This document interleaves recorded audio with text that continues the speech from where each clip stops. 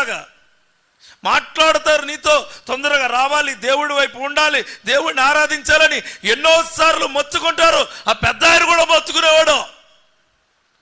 వాళ్ళ బాధ వాళ్ళదే, నా బాధ నాది.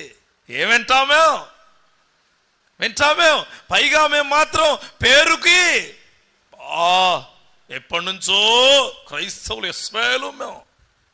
ఇశ్రాయేలు మాకంట గొప్పవారు లేరు, మాకంట గొప్ప భక్తిపరులు లేరు. నా బైబుల్ నలిగిపోయింది తెలుసా? బైబుల్ నలగడం కాదు, నీ జీవితం నలగాల. దేవుడి మాట వినేవారి యొక్క జీవితాలు నలగబడి ఉంటాయి, నలగొట్టబడి ఉంటాయి. యవ్వన కాలంలో దేవుణ్ణి మమ్మల్ని పట్టుకోవడం అంటే ఆయన మాట ఒక్కసారి విని కష్టానికి, నష్టానికి, ఇబ్బందులకు, అనేకమైన అవమానాలకు ఎదురొడ్డు నిలుచున్న సేవకులు ఎంతో మంది ఉన్నారు. దానిలో నేను చిన్నోడ్నే, నేను చాలా చిన్న